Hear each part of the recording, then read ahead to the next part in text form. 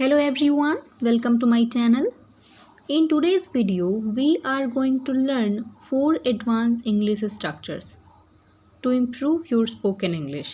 आज के इस वीडियो में हम एडवांस इंग्लिश स्ट्रक्चर के बारे में पढ़ेंगे जिससे आप अपनी स्पोकन इंग्लिश को काफ़ी इन्हेंस कर सकते हैं। ये जो वाक्य मैंने यहाँ पे लिए हैं वो आप अपनी डेली लाइफ में बोलते हैं और इनको यूज़ करते हैं, लेकिन आपको नहीं पता कि इनको इंग्लिश में कैसे यूज़ करना है और बोलना है। So without wasting any time let get started. आज का हमारा पहला स्ट्रक्चर है if God wills. If God wills, अगर ऊपर वाले ने चाहा तो। हम अक्सर ये वाक्य बोलते हैं, अगर ऊपर वाले ने चाहा तो सब कुछ ठीक होगा, अगर ऊपर वाले ने चाहा तो एक दिन ऐसा होगा, है ना। तो आज इस स्ट्रक्चर का यूज़ करके हम कुछ सेंटेंसेस को सीखेंगे, ठीक है। आज का हमारा पहला सेंटेंस है ऊपर वाले ने चाहा तो हम जल्दी मिलेंगे। ऊपर वाले ने चाहा तो हम जल्दी मिलेंगे। इसकी इंग्लिश क्या होगी? If God wills, we will meet soon. If God wills मतलब अगर ऊपर वाले ने चाहा तो। If God wills, we will meet soon. अगर ऊपर वाले ने चाहा तो हम जल्दी मिलेंगे, ठीक है। नेक्स्ट सेंटेंस है हमारा ऊपर वाले ने चाहा तो हम अगले साल कार लेंगे। अगर ऊपर वाले ने चाहा तो हम अगले साल कार लेंगे। इसकी इंग्लिश क्या होगी? If God wills we will buy a car next year.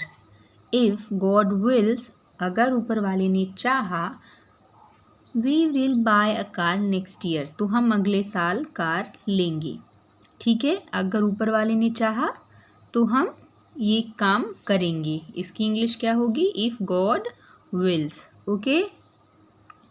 Next है हमारा ऊपर वाले ने चाहा तो तुम्हारे पास बहुत पैसा होगा। अगर ऊपर वाले ने चाहा तो तुम्हारे पास बहुत पैसा होगा।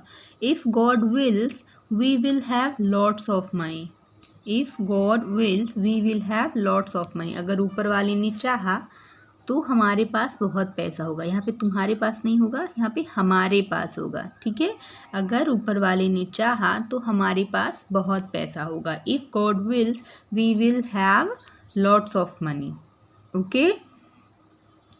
ऊपर वाले ने चाहा तो सब कुछ अच्छा होगा। ऊपर वाले ने चाहा तो सब कुछ अच्छा होगा। If God wills everything will be all right. अगर ऊपर वाले ने चाहा, if God wills everything will be all right. अगर ऊपर वाले ने चाहा तो सब अच्छा होगा, ठीक है। हमारा अगला स्ट्रक्चर है cost you dearly. Cost you dearly, इसका अर्थ है महंगा पड़ना। जैसे हम कहते हैं कि तुमको ये दुश्मनी महंगी पड़ेगी, तुमको मुझसे दोस्ती महंगी पड़ेगी, ठीक है। तो महंगा पड़ने की इंग्लिश क्या होती है? Cost you dearly. तो इस स्ट्रक्चर का यूज़ करके हम कुछ सेंटेंसेस के बारे में पढ़ते हैं। हमारा पहला सेंटेंस है ये थप्पड़ तुमको महंगा पड़ेगा।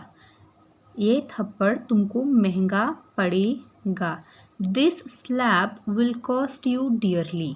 This slap will cost you dearly. Cost you dearly का अर्थ क्या है? महंगा पड़ना।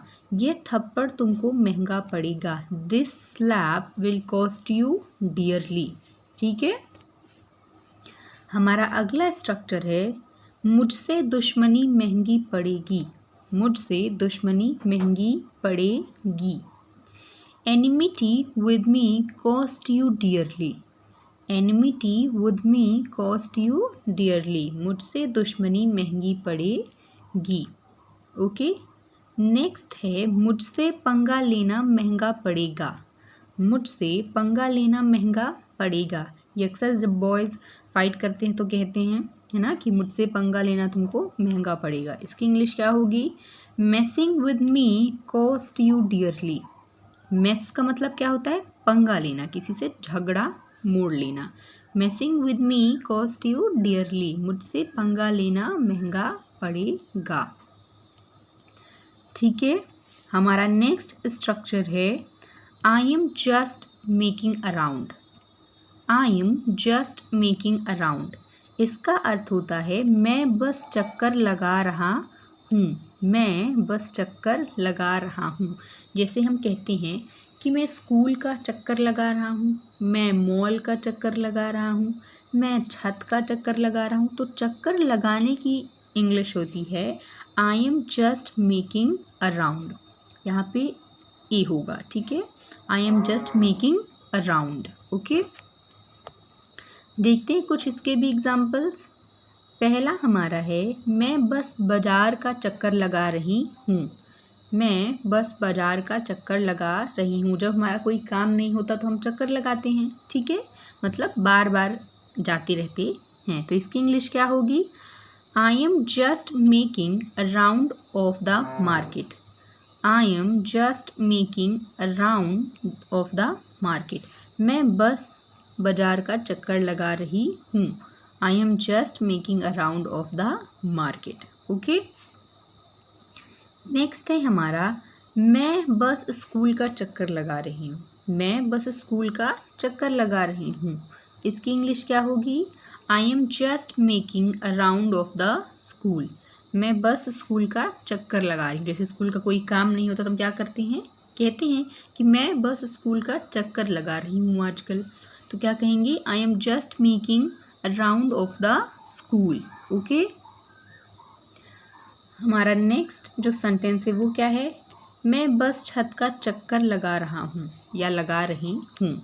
मैं बस छत का चक्कर लगा रहा हूँ, ठीक है। जब हमको कोई चीज़ समझ में नहीं आती या हमको थोड़ा पीस चाहिए होते हैं, हम छत में जा क्या करते हैं, कंटिन्यू चलते हैं। तो हम क्या कहते हैं कि मैं बस छत का चक्कर लगा रही हूँ। आई am just making a round of the terrace. I am just making a round of the terrace. Okay, next है हमारा मैं बस मॉल का चक्कर लगा रही हूँ। मैं बस मॉल का चक्कर लगा रही हूँ। आई am just making a round of the mall. I am just making a round of the mall. मैं बस मॉल का चक्कर लगा रही हूँ। तो चक्कर लगाने की इंग्लिश क्या होती है? I am just making a round. Okay, next हमारा स्ट्रक्चर है it's been ages. It's been ages since. जमाना हो गया। ज़माना हो गया है कह सकते हैं, ठीक है। जैसे हम कहते हैं कि गांव गए हुए मुझे ज़माना हो गया, या फिर हमारी मम्मी लोग या फिर दादी लोग कहती हैं कि ये किए हुए मुझे तो ज़माना हो गया है, ठीक है। तो ज़माना हो गया है कि इंग्लिश होती है it's been ages since. Okay, चलिए अब इसको समझते हैं एग्जाम्पल्स के थ्रू। तुमसे मिले हुए ज़माना हो गया है, मतलब कोई पर्सन है या कोई फ्रेंड्स हैं या कोई भी हैं, ठीक है, दो लोग, और वो कह रहे हैं कि तुमसे मिले हुए तो ज़माना हो गया है, मतलब वो बहुत टाइम बाद मिल रहे हैं, ठीक है। इसकी इंग्लिश क्या होगी? It's been ages since we met you. It's been ages since we met you. तुमसे मिले हुए ज़माना हो गया है। ज़माना हो गया क्या होता है? इट्स बीन एजेस सिंस, और मिलने का वी मेट यू, ठीक है, कि तुमसे मिले हुए ज़माना हो गया है। It's been ages since we met you. Okay, next है हमारा तुमसे बात किए हुए मुझे ज़माना हो गया है। तुमसे बात किए हुए मुझे ज़माना हो गया है। इसकी इंग्लिश क्या होगी? It's been ages since we talk to you. It's been ages since we talked to you. तुमसे बात किए हुए ज़माना हो गया है। It's been ages since we talked to you. Okay, याद रखना है यहाँ पे हमको वर्ब की सेकेंड फॉर्म रखनी है। Okay, it's been ages since का यूज़ करना है, एंड देन हमको यहाँ पे वर्ब की सेकेंड फॉर्म का यूज़ करना है सब्जेक्ट का यूज़ करने के बाद। ओके, नेक्स्ट है हमारा गांव गए हुए मुझे ज़माना हो गया है। गांव गए हुए मुझे ज़माना हो गया है। इसकी इंग्लिश क्या होगी? It's been ages. It's been ages since I went to the village. It's been ages since I went to the village. गांव गए हुए मुझे ज़माना हो गया है। इट्स बीन एजेस, ठीक है, ज़माना हो गया है since I went to the village, ठीक है, गांव गए हुए मुझे ज़माना हो गया है। उसे देखे हुए मुझे ज़माना हो गया है, ज़माना हो गया मतलब बहुत टाइम हो गया, ठीक है, उसे देखे हुए मुझे ज़माना हो गया है। It's been ages since I saw him, it's been ages since I saw him. Okay, so I hope आज आपको मैंने 4 स्ट्रक्चर्स समझाए और उनको एग्जाम्पल्स के साथ बताया, आपको समझ में आया होगा properly. So if you like the video, do like, share and subscribe. Thanks for watching.